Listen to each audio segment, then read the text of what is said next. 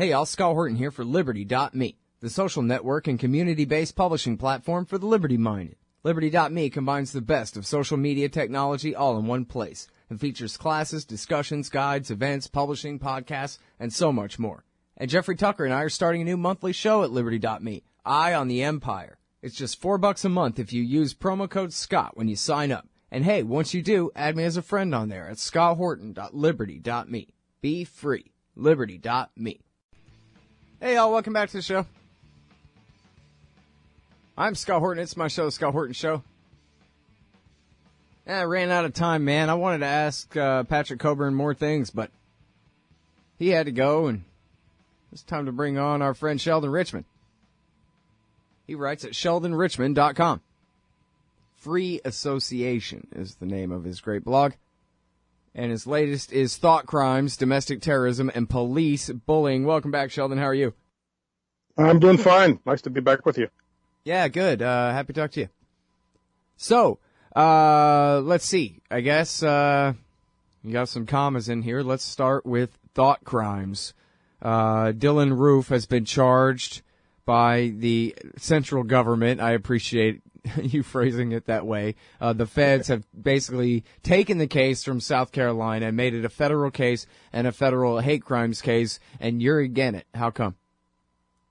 Oh, I'm against the concept, the legal concept of hate crimes, because it's less euphemistically we could call them thought crimes. It's like something out of Orwell's 1984. In other words, you take a person who in cold blood kills a bunch of people sitting in church, who were, I don't know, no particular ethnic group or protected group. That person's going to only face state charges and could face the death penalty, which I don't approve of, but that's not the point of the discussion, or life imprisonment. But if someone did it, because he didn't like, that the people doesn't like blacks, let's say, as in the case of Dylan Roof, then he not only, faces life imprisonment without parole and possibly the death penalty at the state level, he could face the same, penalties at the national level for only one reason. He had certain thoughts in his mind when he pulled the trigger. Mm-hmm. And I think that's wrong. I don't think crime should be, what the content of your attitude toward your victims were. It was an intentional killing. And, we can, in fact, some people would say that, even an accidental killing and an intentional killing is just a matter of ideas in people's minds, and you should never be, punished for, ideas. You should be punished for, if you're going to be punished at all, you should be punished for your actions.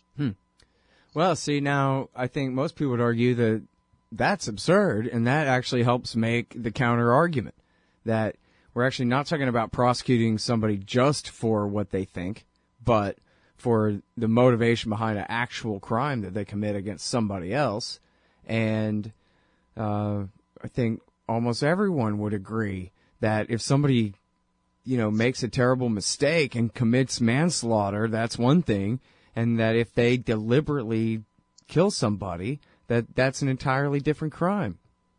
And it's charged that way. I think people will accept that difference. And in many cases, there's at least, I don't know, proof beyond a reasonable doubt, but pretty damn good evidence to understand why it is that somebody did do something. They were trying to rob a bank, or they were mad about an affair or an insult or whatever, right? Look, we can argue about this at two different levels. So for our discussion, I think we should leave the more radical level aside. That's the very argument that Randy Barnett, the libertarian legal scholar, was making back in the 1970s, and he still does, that punishment is wrong. In a free society, there shouldn't be punishment. You should be made to restitute your victims or the survivors to the best of your ability. I agree with that. Let's also leave aside the feds here too. Let's just pretend we're talking about the actual jurisdiction like it should be anyway. Yeah. So let's leave the more radical. We can do that another day if you wanted to, but let's leave that aside. So let's just accept the paradigm of punishment, the prevailing paradigm. So it says that the state of mind matters in that paradigm. The state of mind matters in this respect. It's a crime if you have a mens rea, right? A criminal intent, an evil intent, hostile, malicious. intent versus an accidental shooting. Okay, I'll accept that for the sake of this discussion. So, but now we're making a further distinction. A malicious shooting where someone doesn't like the race of the victims, or the sexual orientation or ethnicity, national origin, there are other classifications. And there are crimes where you get extra punishment if you don't like the race or those things, other features of your victims. And then there's there's less punishment if you killed in cold blood intentionally for another reason, like you just don't personally like if Dylan Roof had a personal grievance with each of the 9 people he killed, let's say they owed him money and they didn't pay right away, or they said something he didn't like and it wasn't race, he wouldn't be facing life imprisonment and the death penalty at the national level, at the central government level. And why? Because he had a certain content of his, in his head, a certain ideas or attitudes in his head, apart from just a criminal intent, a malicious intent. Well, now, but the other argument is, yeah, but we come from a legacy of all white juries and acquittals for crimes just like this, and so now we're trying to make the correction on that. You're saying it's too far of a correction? I don't think that makes sense. First of all, the criminal justice process is in motion in South Carolina. Nobody thinks he's going to that Dylan Roof is going to get some kind of leniency or that he's going to be let off. He's not contesting that he even did it. I don't believe so. They'll probably could end up being a guilty plea. He faces the death penalty or certainly life imprisonment without parole. So it's not as if the feds need to step in, like you could argue that in the 30s and around that time regarding lynching, because states were not prosecuting for lynching mainly because, the Klan was infiltrated the criminal justice system. Times have changed drastically. If he's convicted in the state court before a jury, then why would the feds be prosecuting him? He's been convicted, and let's say he's acquitted. I mean, it's not going to happen, but let's just imagine he's acquitted. If the feds then charge him, that is double jeopardy. I don't know. I know they may call it by a different name, hate crimes, but it's still double jeopardy. I thought the people believe in the Constitution. You're not supposed to be tried for the same offense. It's just a different level of government. It doesn't change the fact that it's double jeopardy. Now, he's not going to be acquitted. Nobody thinks that there's going to be a Klan jury that's going to say, nullify, right, and exercise nullification and let him go. That guy's not going anywhere. And if it happens, we can worry about it then. But it's just ridiculous for the feds to be preempting the state. I mean, they're not totally preempting because it's going on in the state too. Mm-hmm. But for them to get in on the act anyway, I think it's just pure politics on part of Obama and the Justice Department. All right. Now, so then there's the question of domestic terrorism, and there's been a big fight over whether it counts as terrorism when a Nazi massacres a bunch of black people, and basically the argument has come down to whether Black Lives Matter or not. And if they did, then it would be called terrorism. But since they don't, it's not. That's basically the way it's understood, at least by the left. And kind of understandably, I think. I mean, it does seem to me it is terrorism just as a political definition. He's trying to provoke a political reaction here. It's not just murder for fun or profit. That was the point of it, was to kill civilians in order to provoke a reaction. So that counts. But then you also, not that I'm saying extra laws ought to now kick in or whatever, which is, another part of the argument. But then there's also this case of Chattanooga where the guy went and shot up active duty and at a recruitment center. And you cite Glenn Greenwald pointing out the discrepancy of whether that counts as terrorism or not. Here, Dylan Roof, what he did, for some reason, that's not terrorism, even though he was killing civilians for political reasons. But this is terrorism, even though he was killing active duty military, who by definition are not civilians, and right now are on the entire world, which is a battlefield in the great global long war on terror. Yeah, I mean, look, these are very different cases. Roof's action is much closer to terrorism than Abdul Aziz's actions. You know what? I'm really bad at doing radio, Sheldon. Why don't you do me a favor and just hang on a second, and we'll listen to a bunch of lame commercials and then come back, and I'll let you answer after that. Okay. Thank you. You're a very kind and patient man. We all like you a lot. It's Sheldon Richman, everybody. He's at sheldonrichman.com. Hang tight. Hey, all Scott here. If you're like me, you need coffee. Lots of it. And you probably prefer it tastes good, too. Well, let me tell you about Darren's Coffee Company at darrenscoffee.com. Darren Marion is a natural entrepreneur who decided to leave his corporate job and strike out on his own, making great coffee. And Darren's Coffee is now delivering right to your door. Darren gets his beans direct from farmers around the world. All specialty, premium grade with no filler. Hey, the man just wants everyone to have a chance to taste this great coffee. darrenscoffee.com. Use promo code Scott and you get free shipping. darrenscoffee.com. All right, we got to work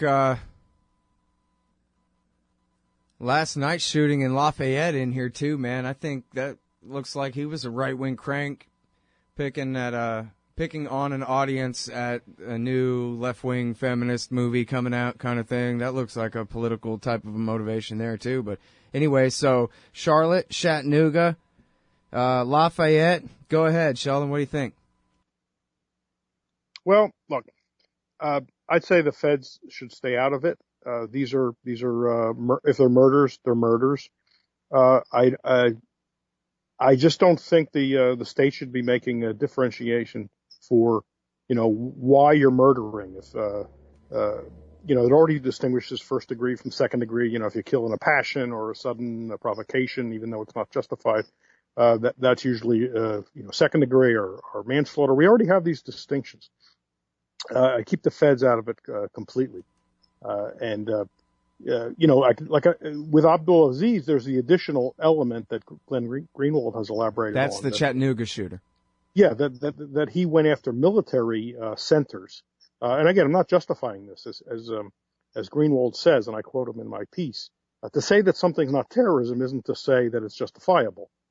Okay, so we're drawing distinctions here among bad things. And I don't think walking around an American street and shooting people who are in the military, that I don't believe it's justified under those cases. Those people aren't, the people in the military at that point are not, carrying guns and trying to shoot people. I just don't believe that's a proper justifiable recourse. And it's even a bad tactic because all it does is build sympathy for the military. I mean, the media was filled with homage to the individuals that died and their family was on and the service.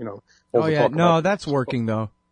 It's very effective. It's all about making everybody in America who's not a Muslim that much more alienated from Muslims and vice versa.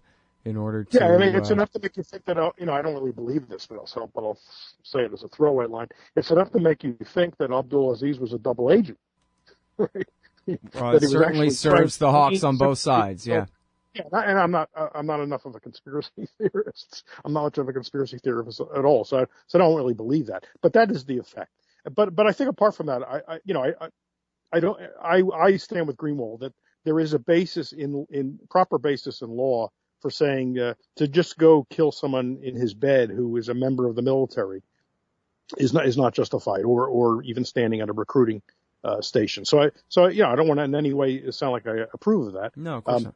But it doesn't count as terrorism, no matter how the government defines it these days, because terrorism has tended to mean, and if you look at it through history, it has tended to mean the attack on civilians to gain some political or social end, either to terrorize people so that they'll pressure their government to do something, or some kind of goal like that, where you're attacking basically defenseless non-combatants or civilians. Well, now, see, to go after a military installation has not traditionally been regarded as terrorism, and I don't think we should do that. And I agree. Chomsky has been criticizing the concept or has used terrorism as it has been used, I don't know, since the 70s, maybe late 60s, for this very reason. It's now a contrived concept, which is constructed so that Muslims are terrorists no matter who they attack, even if it's self-defense. Look, Omar Khadr was put in Guantanamo as a terrorist, right?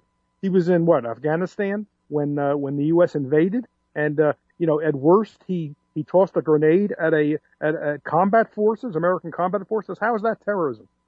Yeah, whatever no, you want to definitely say. not. No, you're right. It's completely used arbitrarily, and the arguments now about it and what counts as it or not are all legal arguments about who's going to get which book thrown at them. But I think it's really important to call it terrorism, or maybe we need a new term for it or something so that people understand when people do political violence, they're trying to get a reaction out of you. So now the burden is on you to be smart instead of angry and react in a proper way, in a way that defeats their purpose rather than, completely falling for it, which is basically what everybody tends to do. So that's why I think it's important to call, not for politically correct reasons or legal reasons, but for just understanding about who's doing what and why it is that they're doing what they're doing. When Dylan Roof knows that his changing of the world is marginal at best, but on the margin what he's doing is he's making blacks and whites fear and hate each other more, and that's what he's trying to do. So our job is to go and have dinner with black people or vice versa kind of thing and make sure that doesn't happen. That's my argument. Just like with September 11th, our job is send bounty hunters to slit bin Laden Zawahiri's throat and then call the whole thing off and just, that's it. And bring the whole empire home. And then instead of doing exactly what they wanted us to do, which is spend trillions of dollars destabilizing the Middle East, radicalizing a generation, bankrupting all of our fascist puppet dictators, and creating a whole new generation of bin Ladens. Same damn thing. That's my point. No, right, and your point is it's not a legal it's not a legal concept. I disagree, by the way, that it's arbitrary. I don't think it's arbitrary at all. Anything the U.S. does and its allies, and most particularly Israel, cannot, by definition, cannot be terrorism, the way they use the term. And basically anything done by a Muslim, even against an invading American army, is terrorism. That's not arbitrary. That's just a contrivance. That's just a propaganda tool. And what's so funny is right before you was Patrick Coburn, and we're talking about how they're rebranding Al-Qaeda. The guys who are still declared loyal to Ayman al-Zawahiri, they're saying, these guys aren't that bad. We could work with them. We could, they're in Syria. Yeah, so now I see they've elevated ISIS. But has ISIS done anything to on U.S. soil, to an American on soil? No. No. I mean, the closest thing is the Pamela Geller attack. That guy had apparently talked to some of them on Twitter, but it doesn't look like he got any direction from them. And the rest of the so-called ISIS plots here are all FBI plots. So look, we got to understand it's a political concept now. And it's used just in the cause of the American empire and its allies. And if you look at the state terrorism list that the State Department keeps, it's purely political. People, countries or groups go on it or go off it as dictated by a political agenda, like the MEK, for example. That group which has committed terrorism of Iranians who turned pro-Iraq when Iraq invaded Iran, and has been involved with Israel in committing, doing plots against Iranian scientists and whatnot. That group was on the terrorist list. While it was on the terrorist list, it was hiring prominent Americans to speak at its dinners, like Howard Dean and Giuliani, a whole bunch of them, right? And who therefore should have been guilty of a federal crime against giving aid and comfort to terrorist organizations. And what happened? This was under Hillary's watch at the State Department. They lobbied and got them taken off the list. Mm-hmm. Yeah, somebody even confronted Ed Rendell. Hey, aren't you guilty of providing material support for a State Department listed terrorist group? And he just goes, everybody's doing it. I think actually an inquiry had been opened up even. So someone in the Justice Department decided to take a look at it, but it all became null and void. Hillary saved him. She took MEK off the list. Right, exactly right. All right. It's it's politics. Yeah. Hey, everybody, go read Sheldon Richman at sheldonrichman.com, and there's more to this essay, too, about Sandra Bland and things like that. So go check him out, the great Sheldon Richman. Thanks, Sheldon. Thank you, Scott. Hey, y'all, guess what? You can now order transcripts of any interview I've done for the incredibly reasonable price of $2.50 each. Listen, finding a good transcriptionist is near impossible, but I've got one now. Just go to scotthorton.org/transcripts, enter the name and date of the interview you want written up, click the PayPal button, and I'll have it in your email in 72 hours max. You don't need a PayPal account to do this. Man, I'm really going to have to learn how to talk more good. That's scotthorton.org/transcripts. Hey y'all, Scott Horton here for The Future of Freedom, the monthly journal of the Future Freedom Foundation at fff.org/subscribe. Jacob Hornberger, tireless champion of liberty and president of the FFF, brings you the best libertarian writers every month on the topics that need our treatment the most. Read Jacob, Jim Bovard, Anthony Gregory, Wendy McElroy, Joe Stromberg, and more every month in The Future of Freedom. It's just $25 a year for the pocket-sized print edition, $15 to read it online. The Future of Freedom, fff.org/subscribe.